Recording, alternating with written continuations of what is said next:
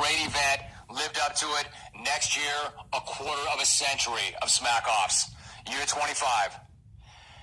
Coming in 10th, Matt in Vancouver. Matt talked a lot of junk beforehand, and then I think found out that there is a difference between a regular day and a smackoff day. Nothing to be ashamed of. He'll come back. Actually, my man took a big step. He was 11th last year, 10th this year. Broke the top 10. Matt and Van. Coming in 9th.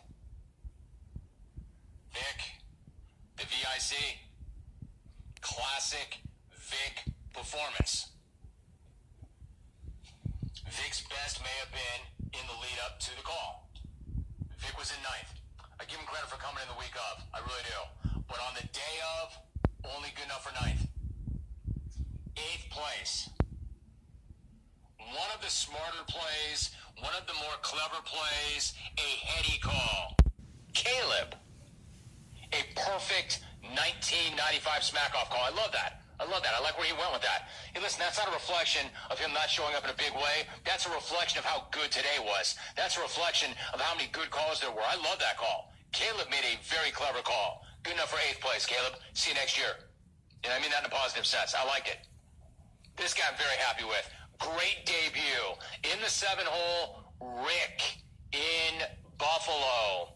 He backed up his inclusion into the smackoff. The stage was not too big for Rick. I mentioned since he started calling the show, he's been getting better and better and better and better. He justified that selection, a top 10 finish, 7th place on one of the best days ever.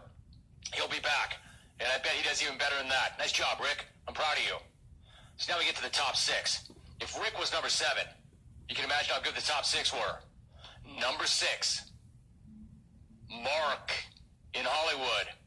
Fantastic response from Mark, right off the cuff to Brad's call. That's the mark of a pro.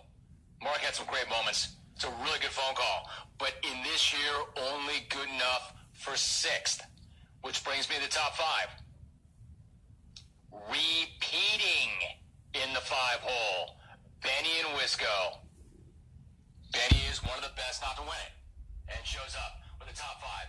And again, you finish top 5 with a field like that. You finish top 5 in a year like that. You've got good enough game. Good enough game to win it 1 year. Which brings us to the 4 obvious monsters, right? The big 4. You've got the 2-time defending champ. You've got Carbone, who was a champ. You've got the BIC, who is a multi-champ. You've got Mike and Indy coming out of retirement. The 4 monsters coming right down to it. And I bet if I were to poll all of you, you'd slot them all differently. It's never easy to do on the fly. Number 4. When you come out of retirement, you cannot come out and bomb. Mike and Indy did not bomb. Classic Mike call. The smack-off is so much better with Mike, and Mike showed why. I'm glad he came out of retirement. Mike might be pissed, but that was a great call. 4th place. 4th place for Mikey. Top 3 now. 3rd place. He responded to Caleb. He responded to Sean. He brought back Fonzie, got Mike Franzese in, and even Larry Brown. He proved that he does not need to be here on set to be great. We will have a new champ. The 2-time defending champ, Leff, comes in 3rd place. There is going to be a new champ this year, which brings us to the last 2. Stevie Carbone, BIC, Brad and Corona. It's a coin flip, right? How do you decide between these 2? Tough call. Somebody's got to make it. That's why they pay me the big bucks. Runner-up, 2018, 2nd best. Unbelievable call. He had a holy crap moment with the return of the Cablinasian. Stevie Carbone comes in 2nd place. The friendliest ghost you know, skin horribly bright, pasty white, Cablinasian, the friendly ghost. A holy crap moment with the return of Sean. Sean, he absolutely killed. It would have been good if Sean showed up, but then he dominated the way he did. Stevie Carbone was the guy who brought him back. Carbone had a great call himself. That was a great smack-off moment. An amazing smack-off moment. But if Carbone is in second, that can mean just one thing.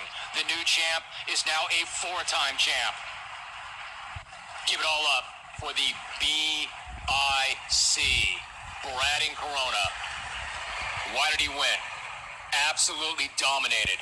Great response for Leff, firing back at all of the callers, and that was before he turned to the Canadians, and then it got